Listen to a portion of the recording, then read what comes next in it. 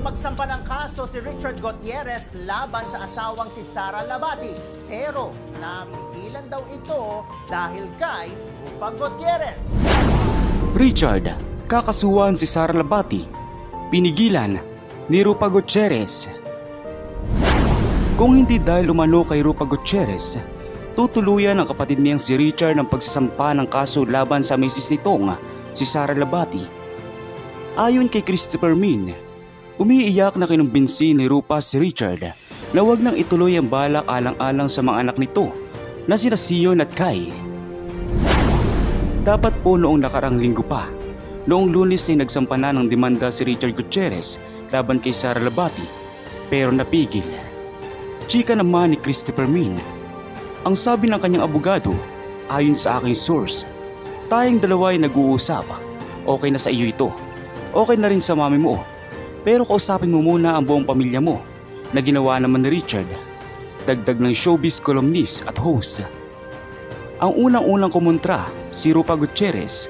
Umiiyak si Rufa. Ang sabi niya, Chard, wag na lang. Let's wait for the right time. Kasi 10 years old na ngayon si Sion. Alam na raw tumutok sa social media, nagbabasa na. Alam na ang mga nagaganap. Nakakaawa naman daw yung mga bata. Yun ang sabi ni Rufa. At yun din naman ang sinabi ni Tito Eddie at ng iba pang mga kapatid. Say pa ni Christine. Naimasmasa naman si Richard at maging ang inang si Annabel Rama ay umayon din na ipagpaliban muna ang demanda kontra kay Sara Labati. Maging ang drug test na hinihingi ng kampo ni Richard Gutierrez ay pinalagan din ni Sara Labati. Ayon sa kolumnistang si Christopher Min, ay tinanggihan ni Sara Labati sa nais ng asawang si Richard Gutierrez na sumailalim ito sa isang drug test. Bakit tumanggi si Sara sa drug test? Yun ang tandang pananong at malaking palaisipan sa lahat na nakatutok sa issue.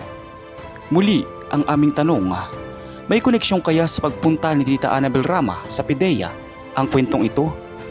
Dagdag ng tila spokesperson ng pamilya ng Gutierrez. Matatandang ibinunyag ni Christopher Min kamakailan na nagpunta ang ina ni Richard Gutierrez na si Annabel Rama sa Philippine Drug Enforcement Agency para magbigay ng ilang pangalan na dapat imbestigahan ng ahensya. Kaya dagdag ng kolumnista, dihado si Sara kapag tinuloy nito ang demanda laban kay Richard Gutierrez. Kaya napaka-positive ng kampo ni Richard Gutierrez kapag tinuloy ni Sara Labati ang kanyang demanda. Kailangang patunayan din niya yung kaso ng pambubugbog, yung BAWC na yan, kailangan talaga. At kung sa child support naman ang pagtatalunan, maliwanag pa po sa sikat ng araw, wala siyang trabaho. Si Richard Gutierrez po ang nagtatrabaho. Sino ang provider? Si Richard Gutierrez, hindi ba?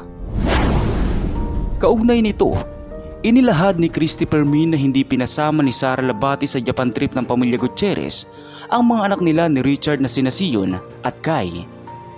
Si Sion at si Kai hindi nakasama ng pamilya Gutierrez sa Japan na dapat ay isang pampamilyang pagsasama-sama, sambit pa ni Sara. Mainit pa rin ang dalawang kampo at lumalaki ang issue sa panig ni Sara. Involved na ang drugs at ang DNA ng anak nila ni Richard Gutierrez.